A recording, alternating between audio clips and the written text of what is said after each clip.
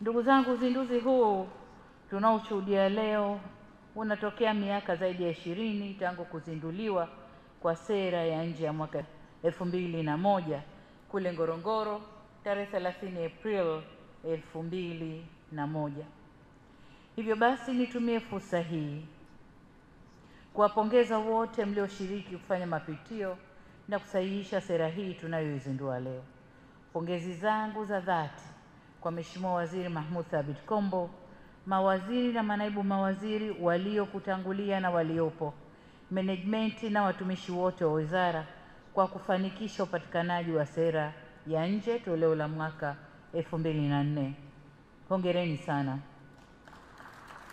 Nimefurahi kuona mmealika wote walioshiriki kutoa michango na maoni yao katika maandalizi ya sera hii. Ni imani yangu kuwa michango hii imesaidia kuwa na sera yenye sura, matamanio na matakwa ya wananchi katika mwelekeo mpya wa kidiplomasia. Asanteni sana. Mheshimiwa Rais wa Zanzibar na wageni waalikwa, mtakubaliana nami kuwa mabadiliko makubwa yametokea ndani ya nchi yetu katika miongo miwili iliyopita. Ndani ya nchi yetu tumeshuhudia mageuzi makubwa ya kiuchumi yaliyotoa nchi yetu kutoka kundi la nchi maskini na kuhamia nchi za uchumi wa kati, ngazi ya chini. Mageuzi haya yamekuja pia na mabadiliko ya muundo wa uchumi wetu, yani economic structure, ambapo tumeshuhudia kupanuka kwa sekta za msingi kama kilimo, utalii na viwanda, na kuibuka kwa sekta mpya za uchumi wa buluu, uchumi wa kijani, uchumi wa kidigitali na sekta za ubunifu, sanaa na michezo au creative and entertainment industry. Mabadiliko haya ya ndani yamelazimu kupanuka kwa mahusiano na mashirikiano kati yetu na nchi nyingine na yale ya mashirika ya kimataifa. Mahitaji ya uwekezaji yameongezeka, hali kadhalika mahitaji ya masoko ya bidhaa zetu huko nje. Mabadiliko mengine duniani ni kuibuka kwa matishio kama ugaidi na uhalifu wa kimataifa, uhalifu wa kimtandao, majanga ya afya au maradhi, majanga mabadiliko ya tabia nchi, usalama wa nishati. Mageuzi hayo yote yanahitaji mbinu na mikakati na maarifa mapya ya kukabiliana nayo. Nje ya Tanzania, dunia nayo imepitia mabadiliko makubwa sana tangu tulipozindua sera ya mambo ya nje mwaka 2001. Sote ni mashahidi wa namna mnyororo wa thamani wa dunia na mnyororo wa ugavi wa dunia ambao awali ulikuwa na utulivu na kutabirika, sasa umevurugika kidogo. Vita vilivyotokea huko Ulaya na Mashariki ya Kati vimevuruga masoko na bei za vyakula, ikiwemo ngano, sukari na mafuta ya kuendeshea magari au mitambo duniani, na hivyo kupandisha gharama za usafiri na usafirishaji. Na ndio maana kuna sera mpya ya kidunia ya renewable energies na kuachana na mambo ya fossil oils na mambo kama hayo. Kuongezeka kwa bei za bidhaa hizi kumeathiri uchumi wa nchi nyingi duniani, ikizingatiwa kuwa bidhaa hizi zina uhusiano mkubwa na shughuli za viwanda. Kuibuka kwa vita vya kiuchumi kumepelekea kuongezeka kwa sera za ukiritimba na uhodhi, yaani kudhoofisha mfumo wa biashara wa dunia na kuathiri mizania ya ushindani wa kibiashara. Lakini pia imeathiri ile ahadi yetu ya utandawazi. Mathalan, mabadiliko ya mitikisiko yote hii imepelekea nchi kubwa duniani sasa kupigana vikumbo katika kutafuta, kuhodhi na kudhibiti vyanzo vya uzalishaji wa nishati au madini ya kimkakati ambao ni muhimu kwa ajili ya mapinduzi ya nishati kuelekea nishati ya kijani au green energy. Sasa tukio hili limebadilisha pia hali za siasa ulimwenguni. Huko nyuma, wakati tunatafuta uhuru au tulipo kutawaliwa. Kulitokea neno linaitwa Scramble for Africa, lakini wakati ule ni scramble ya kutawala bara la Afrika. Sasa hivi kuna Scramble for Africa kwa ajili ya kutafuta mambo ya kiuchumi, hasa haya madini ya kimkakati. Kwa hiyo nasi kama sehemu ya dunia lazima tutupe jicho kwenye eneo hilo na turekebishe sera zetu za mambo ya nje. Hali hii inaweka dunia katika mtihani wa kuhakikisha usalama wa nishati, na ni hatari kwa nchi zinazoendelea ikiwemo Tanzania kuachwa nyuma. Eneo lingine ambalo limeibadili sana dunia na tishia usalama wa dunia na nchi yetu ni eneo la mapinduzi ya teknolojia. Mbali na mazuri yaliyoletwa na teknolojia ya habari na mawasiliano tunayoyafurahia, teknolojia mpya pia zimekuja na changamoto kubwa za kiusalama, nalo ni eneo la kulitupia jicho. Matumizi ya teknolojia ya akili mnemba, teknolojia za ndege zisizo na rubani na matumizi ya sarafu za kidijitali cryptocurrency zimeonyesha uwezo mkubwa wa kutumiwa vibaya na kuhujumu au kuathiri uhuru na usalama wa nchi zetu. Kwa hiyo nako tunatakiwa tuwe makini na tutupie jicho. Vinginevyo au nyingine, iwapo hapatakuwa na mfumo wa kimataifa wa usimamizi au udhibiti, mabadiliko yaliyotokea yataendelea kutokea na yanaendelea kuathiri dunia kwa ujumla. Tunashuhudia sera za dunia kubadilika. Badala ya kufanya dunia kuwa kijiji na dunia kuwa ni sehemu ya utu, umoja na mshikamano, kuheshimiana na kustiriana, sasa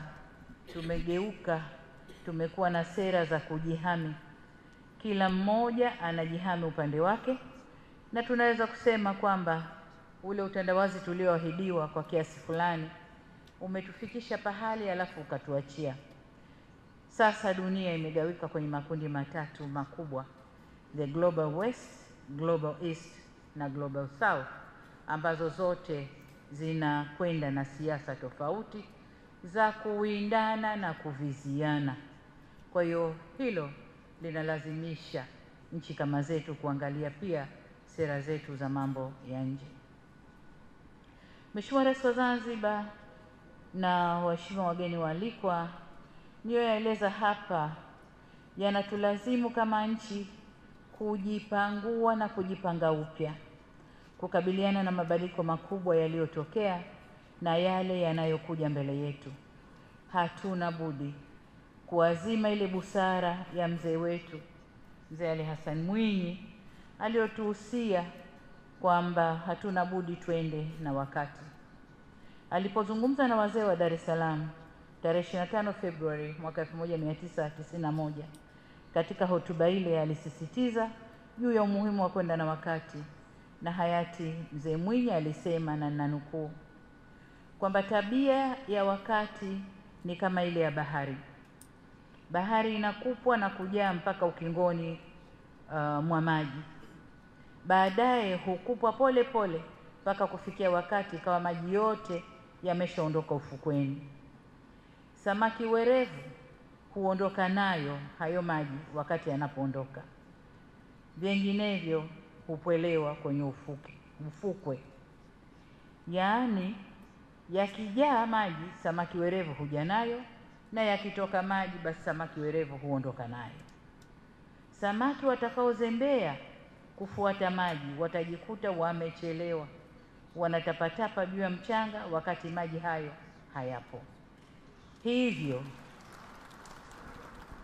sisi wa Tanzania lazima twende na maji yanavyokuja, tuondoke na maji yanavyokuja, na ndiyo maamuzi ya kurekebisha sio tu sera hii ya mambo ya nje, lakini sera nyingi tumeweza kuzirekebisha ili twende na mkumbo wa maji unavyokuja na maji yanavyorudi. Hatupaswi kupwelea. Mheshimiwa Rais wa Zanzibar na waheshimiwa wageni waalikwa, nchi yoyote ina sera kuu mbili: sera ya ndani na sera ya nje. Sera hizi mbili zinapaswa kusomana, haifanikiwi moja bila nyingine. Tumefanya mageuzi mengi ya ndani katika kipindi cha miaka 20 toka sera hii imetungwa, na kwa kutambua hilo tuliona haja sasa ya kurekebisha sera ile ya mwaka 2010 na kuelekeza kuwa katika maandalizi ya sera hii ni lazima kupanua ushiriki wa wadau na wananchi katika kuandaa toleo hili jipya. Ushiriki wa ujumuishi wa wadau wote ndio msingi wa sera nzuri.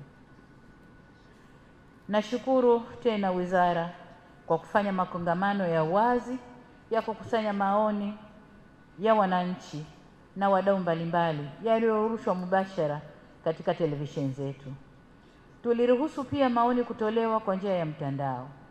Lengo letu lilikuwa ni kutoa fursa kwa kila aliyetaka kushiriki kwa kutambua ukuu wa sera ya nje na nafasi yake katika ustawi ama kudhoofisha nchi yetu.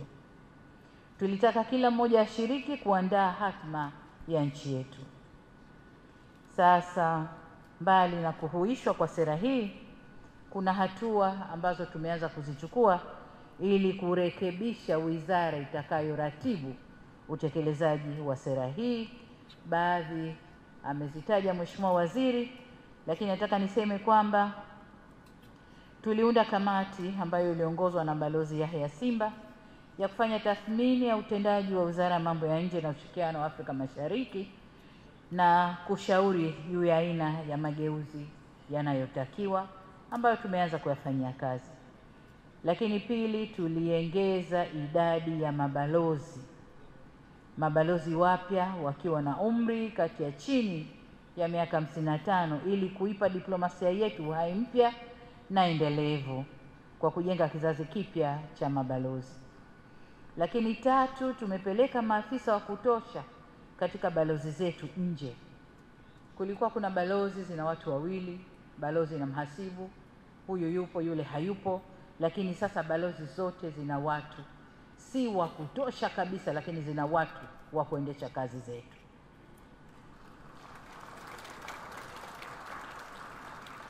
Lakini vile vile, mbali ya masuala hayo, tuliangalia maslahi ya wanadiplomasia wetu pia. Tukiangalia sera 2001, jambo tunalojivunia ni uimara wa misingi ya sera yetu ya nje iliyowekwa na waasisi wa nchi yetu. Kutokana na misingi hiyo imara, nchi yetu imeweza kupata mafanikio makubwa kwenye sera ya nje. Tumeendelea kuaminiwa, kutumainiwa na kutabirika. Mipaka ya nchi yetu imeendelea kuwa salama, ilhali uhusiano wetu na balozi zetu au na majirani zetu na nchi nyingine umeshamiri sana. Hadi sasa Tanzania ina balozi 45 nje ya nchi na konseli 3 pale Dubai, Lubumbashi na Guangzhou. Vivyo hivyo, idadi ya mabalozi au balozi za nje zilizopo nchini ni 65. Hali kadhalika, mafanikio yetu yanajidhihirisha katika idadi ya mikataba ya kibiashara na uwekezaji na mahusiano ya kidiplomasia ambayo tumeingia na nchi marafiki. Mwaka huu, kuanzia mwaka jana, tumekuwa tukisherehekea miaka 60 ya uhusiano wa Tanzania na nchi mbalimbali. Katika miaka hii 60, niliwaagiza wizara waanze kufanya tathmini, yepi tumefanikiwa, tumeyafanya vizuri, na yepi hatukufanya vizuri. Makubaliano tulioingia na nchi mbalimbali, yepi yametekelezwa, yepi bado, na tuweze kuangalia vipi tunaweza kuyafanyia kazi vyema. Lakini katika kipindi hiki tumekuwa vinara na sauti ya kutumainiwa kwenye majukwaa ya kimataifa ya mabadiliko ya tabia nchi, kwa mfano kwenye majukwaa ya usalama wa nishati, majukwaa ya uwezeshaji wanawake kiuchumi, Women Economic Empowerment, lakini pia majukwaa ya afya ya jamii. Tanzania imekuwa na sauti hususan afya ya mama na mtoto na kukabiliana na majanga ya maradhi. Haishangazi hata kidogo kuwa tumeendelea kutambuliwa na kuaminiwa katika nafasi mbalimbali za kimataifa. Maeneo mengine, Tanzania inakoongeza sauti ya utetezi ni kwenye jukwaa la kusimamia haki za wanawake na watoto ya Generation Equality Forum, tukisimamia eneo la haki za kiuchumi au economic rights and justice. Tanzania tumekuwa kinara wa kuweka mipango inayojumuisha vijana na wanawake kwenye soko huru la biashara ndani ya Afrika. Tumekuwa kinara pia wa nishati safi ya kupikia katika bara la Afrika. Lakini vile vile Rais mstaafu Dr. Jakaya Mrisho Kikwete ni mwenyekiti wa Global Partnership for Education. Lakini pia ni mwenyekiti wa baraza la wazee la SADC. Ni heshima tulionayo Tanzania. Spika wetu Mheshimiwa Dr. Tulia Ackson ni rais wa Umoja wa Mabunge duniani. Lakini kama mlivyosikia, tumekuwa tukishika nafasi kadhaa katika taasisi mbalimbali ikiwemo ya WHO, ambao uchaguzi wa kwanza Tanzania tuliingia, bahati mbaya kazi ya Mungu ikapita, lakini tumeingia tena kwa uwezo wa Mungu. Lakini vile vile, na hapa kwa dhati kabisa nataka nimshukuru Rais mstaafu. Nilipomuita kumpa kazi hii ya kuwa meneja wa kampeni kwenye kampeni ya Profesa Janabi, angeweza kuniambia nina mambo tele ya kimataifa huko, nina Jakaya Kikwete Foundation, nina hiyo sijui taasisi ya elimu duniani, nina jambo gani, lakini akasema yes, nalibeba na nitalifanyia kazi. Tunakushukuru sana. Tunajua kwenye Jakaya hakuna kushindwa. Tunakushukuru sana. Alitumia weledi wake wa diplomasia, muda wake, busara na kuongoza mikakati ya timu ya kampeni. Tunashukuru sana. Lakini katika maeneo mengine, Mheshimiwa Liberata Mulamula yuko wapi? Kama nilimuona kwenye mabalozi. Na yeye juzi tu hapa amepata nafasi ya mjumbe maalumu wa AU kwenye mambo ya wanawake na usalama barani Afrika. Tunakushukuru sana. Lakini kuna Watanzania wengi ambao tumeweza kuwasogeza na wameshika nafasi mbalimbali katika majukwaa ya Afrika na majukwaa ya kimataifa. Aidha, mwezi wa 8 mwaka 2024, Jamhuri ya Muungano wa Tanzania ilichaguliwa kwa mwenyekiti wa asasi ya siasa, ulinzi na usalama wa Jumuiya ya Maendeleo Kusini mwa Afrika na mjumbe wa Baraza la Ulinzi na Usalama la Umoja wa Afrika kwa vipindi viwili. Na mwaka huu pia tumeingia kwenye Bureau ya African Union, ambapo inshallah Mwenyezi Mungu akiidhinisha tutachukua mwenyekiti wa Umoja wa Afrika mwaka 2028. Kwa hiyo haya mafanikio yote ni utekelezaji wa sera yetu ya mambo ya nje iliyoiweka nafasi ya Tanzania kwenye majukwaa mbalimbali na kuweka heshima ya taifa letu katika majukwaa ya kimataifa. Mheshimiwa Rais wa Zanzibar na waheshimiwa wageni waalikwa, pamoja na mabadiliko haya makubwa yaliyotokea, tumebaini kama walivyobaini wenzetu mwaka 2021 kuwa misingi ya sera yetu ya nje ingali thabiti na halisia. Kilichohitajika ni kufanyika kwa mabadiliko na kuendana na wakati uliopo au nyakati mpya. Kwa ajili hiyo, mwaka 2021 misingi hiyo ilipunguka kutoka 9 hadi 7 kuwa kama ifuatavyo, ambayo ndiyo sera tulioirekebisha. Misingi ilikuwa 7. Moja ni kudumisha uhuru, dola na kulinda mipaka ya Jamhuri ya Muungano wa Tanzania. 2, kudumisha uhuru wa watu, haki za binadamu, usawa na demokrasia. La 3, kudumisha ujirani mwema. 4, kudumisha umoja wa Afrika. 5, kuimarisha uhusiano wa kiuchumi na wadau wetu wa maendeleo. 6, kudumisha sera ya kutofungamana na upande wowote na ushirikiano wa nchi za kusini, yani South-South Cooperation. Na 7, kuunga mkono juhudi za Umoja wa Mataifa katika kutatua changamoto za dunia, usalama na amani. Kutokana na mazingira mapya ya dunia ya leo, hususan uvamizi mkubwa wa utamaduni na ustaarabu unaoendelea duniani, tumeona haja ya marekebisho yaliyofanyika mwaka 2024 kuongeza msingi mmoja ambao ni kulinda na kuendeleza maadili, mila na utamaduni wa Mtanzania, ikiwemo kukuza matumizi ya lugha yetu adhimu ya Kiswahili. Hivyo sera tunayoizindua itakuwa na misingi 8 badala ya 7 ya ile 2001. Sasa mniruhusu nigusie kidogo kuhusu toleo letu jipya. Toleo hili limekuja na mabadiliko muhimu yafuatayo ambayo kwa kiasi yamegusiwa hapa. Ni maeneo 4, lakini nitayasema kama ifuatavyo, kwamba moja ni kujielekeza katika kuimarisha diplomasia ya uchumi kwa kujielekeza zaidi kwenye kuvutia uwekezaji wa mitaji mikubwa, kutumia vyema fursa ya kijiografia tuliojaliwa na kufaidika na soko huru la biashara barani Afrika. Jengine ni kujenga uhimilivu wa uchumi wetu kwa kuongeza kasi na uwekezaji katika sekta binafsi, na hasa kujidhatiti na uwekezaji wa ubia ambao bado hatujaufanya vizuri, pamoja na sekta binafsi duniani. Hili linakwenda sambamba na kuongeza uwezo wa sekta binafsi ya ndani iweze kushiriki katika uwekezaji nje ya mipaka yetu.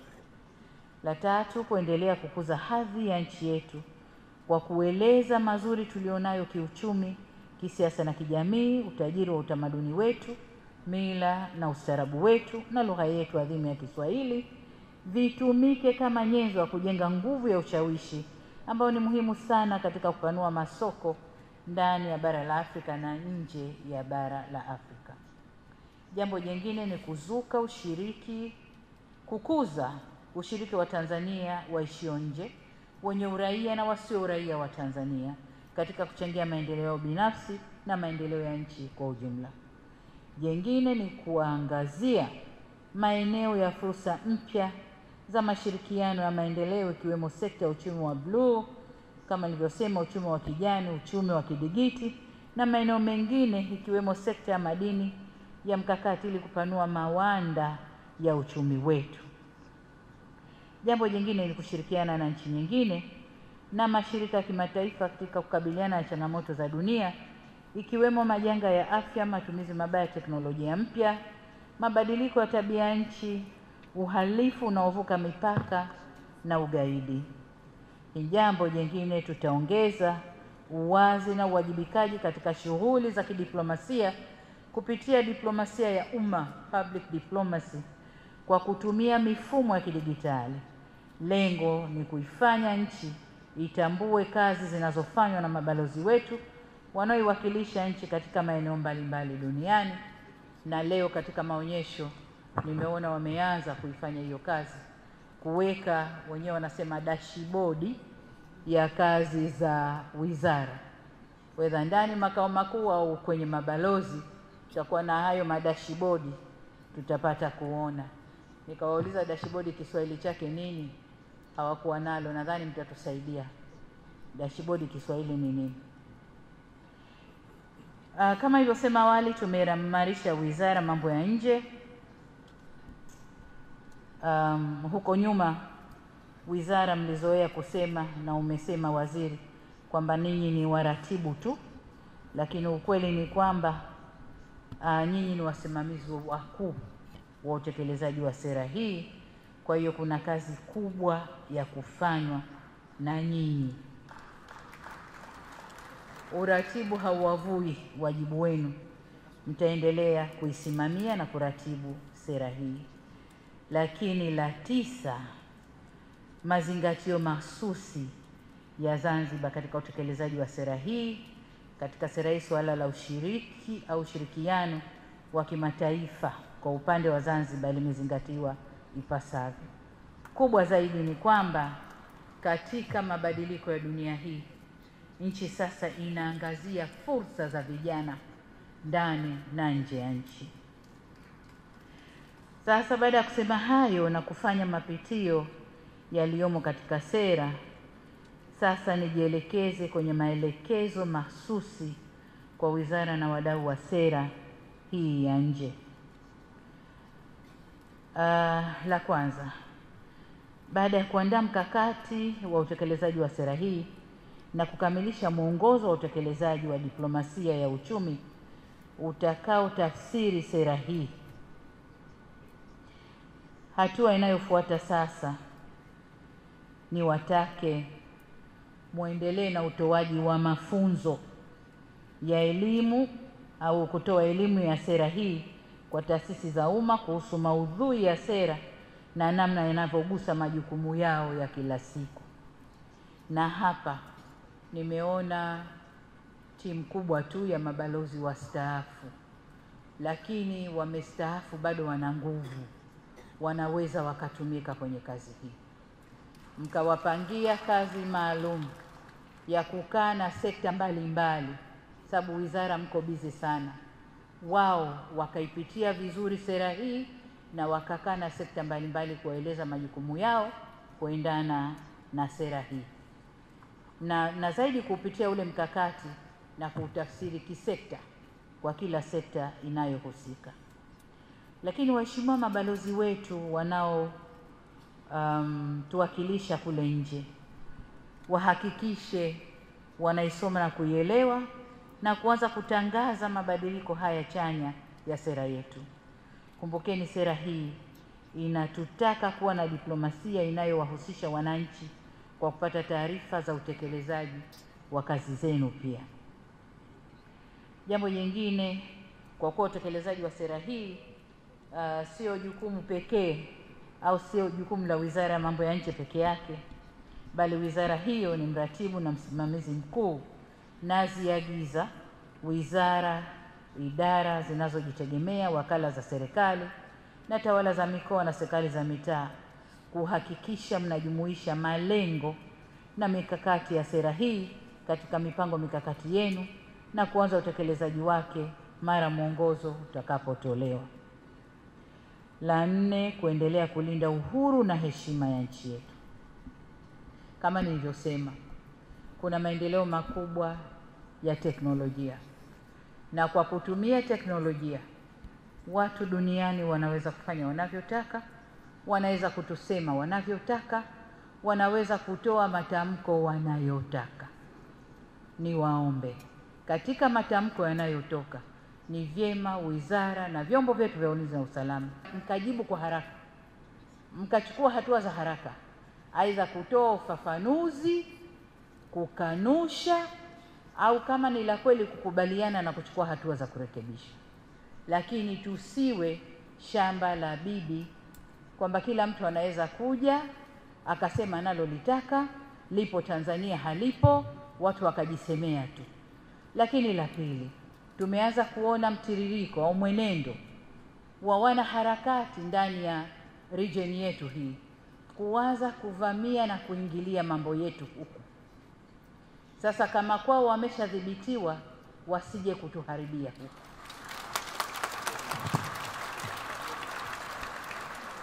Tusitowe nafasi. Walishaharibu kwao, walishavuruga kwao, nchi iliyobaki haijaharibika.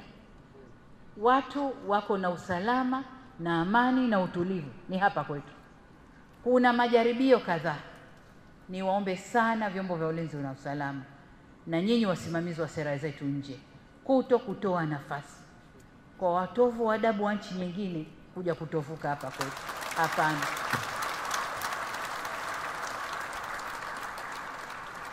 Nimeona klipu kadhaa za kunisema niko bias na nini. Nalofanya ni kulinda nchi yangu na ndio wajibu niliopewa. Kwa hiyo hatutatoa nafasi kwa kiumbe yoyote kuja kutuvurugia hapa, awe yupo ndani au anatoka nje. Hatutatoa hiyo nafasi. Kwa vyombo vya ulinzi na usalama, uhusiano wa kimataifa unagusa pia masuala ya ulinzi na usalama wetu.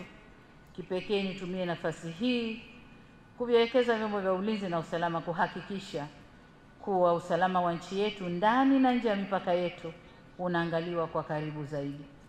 Tumesema hapa dunia imeharibika. Kuna maneno wanasema makosa, uhalifu wa kuvuka mipaka. Kuna mambo kadhaa ambayo yanatuathiri na sisi huku, ugaidi na mambo mengine. niwaombe muwe makini katika hilo. Kwa Watanzania wanaoishi nje na raia wa nchi nyingine wenye asili ya Tanzania au maarufu diaspora, kwa kuwa sasa serikali imewatambua kama wabia muhimu wa maendeleo, karibuni nyumbani kwa uwekezaji katika sekta za kiuchumi na kijamii, na ni wajibu wenu kuzitangaza sifa njema za Tanzania katika maeneo yenu mnayoishi badala ya kuisema vibaya nchi yenu mlikotoka. Kwa sekta binafsi ya hapa nchini, serikali inajitahidi kufungua milango ya kibiashara ndani na nje ya nchi. Tunawasihi kuzitumia fursa hizo. Vile vile, tunakaribisha zaidi sekta binafsi kutoka nje ya nchi kufanya uwekezaji hapa nchini. Kwa wananchi kwa ujumla na hasa vijana wa Kitanzania, ni wasihi kuchangamkia fursa za kiuchumi na kijamii zinazotokana na kutanuka kwa uwekezaji na biashara zinazoendelea nchini. Na hapa nimefurahi kuona vijana waliokuja kutuimbia hapa. Wameimba kwa hamasa na wameimba kwa kuamini moyoni kwamba hii ni sera yao na ni kwa ajili yao. Kwa hiyo niwatake vijana mchangamkie hayo. Tayari vijana wetu wa Kitanzania wengi tu wameanza vibiashara vidogo vidogo, vikampuni vidogo vidogo, startups ambazo zinapata msukumo kutoka maeneo mbalimbali. Niwaombe sana vijana wa Kitanzania waendelee na hilo ili waweze kujiajiri na kujenga taifa lao. Lakini jengine, sera yetu hii ya mambo ya nje au uhusiano wetu na nchi za nje, sasa hivi kumeanza kujitokeza kwa uwazi kabisa, serikali kwa serikali, nafasi za ajira kwa vijana wetu nje. Hili nalo niwaombe vijana walichangamkie. Sekta zinazohusika na ajira za vijana wetu nje waweke sera zinazoeleweka, sheria zinazoeleweka, ili vijana wetu wafaidike na fursa hizi. Tujipange kisera, kisheria na kuwatayarisha vijana wetu kwenda kufanya kazi katika ajira za nje. Mheshimiwa Rais wa Zanzibar na wageni waalikwa, narejea kusema kuwa tukio hili la leo ni la kihistoria. Ni utekelezaji wa falsafa yetu ya R4. Kwa upande wa kidiplomasia, tumejitathmini, tumefanya mazungumzo na kutafuta maoni kwa upana sana, na tumeamua kuja na maboresho ya sera, ndio kujirekebisha ili tuweze kujenga vyema nchi yetu. Hii ni safari ya fikra na ari mpya katika kujijenga kidiplomasia na kuliweka taifa letu na serikali katika nafasi nzuri kwenye ulingo wa jumuiya za kimataifa. Nimalizie kwa kusema, sera hii tukitekeleza vilivyo, matarajio yetu wa Tanzania ni kuiona Tanzania yenye ujasiri na uthubutu ndani na nje ya mipaka yetu, Tanzania isiyo sita wala kutetereka katika kuchukua nafasi yake kwenye majukwaa ya kimataifa, ikisimamia ukweli na haki. Huo ndio umahususi wa Tanzania tulioachiwa tangu kuasisiwa kwa taifa hili, hatuna budi kuuendeleza. Nimalizie kwa kupongeza tena Mheshimiwa Waziri na timu yako ya wizara na timu ya wataalamu walioshiriki kwa namna moja au nyingine katika maandalizi ya sera hii. Aidha, nikupongezeni kwa maandalizi mazuri sana ya shughuli ya uzinduzi wa sera ya mambo ya nje. Hongereni kwa ubunifu. Hongereni kwa ubunifu wa kuwezesha mabalozi wetu walioko nje kufuatilia shughuli hii kwa njia ya mtandao. Hapa mbali na kutokutumia gharama za kuwafanya kuja na kurudi, ingawa mmewanyima fursa za kuja kuona watu wao, lakini pia mmeanza kutekeleza yale ambayo tunayatarajia kuyaona kwenye diplomasia yetu mbele tunakoelekea, kwamba sasa tutatumia mitandao zaidi katika kuwasiliana kuliko nenda rudi na kutumia gharama nyingi. Sasa baada ya kusema hayo, ni washukuru wote walioko kwenye ukumbi huu kwa kuja kuunga mkono shughuli hii. Na sasa natamka rasmi kwamba sera ya mambo ya nje ya Tanzania ya mwaka 2001 toleo la mwaka 2024 sasa imezinduliwa rasmi.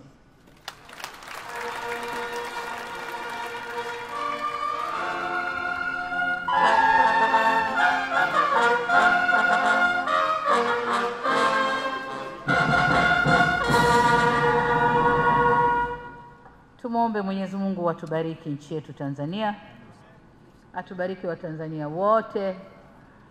Asanteni sana kwa kunisikiliza.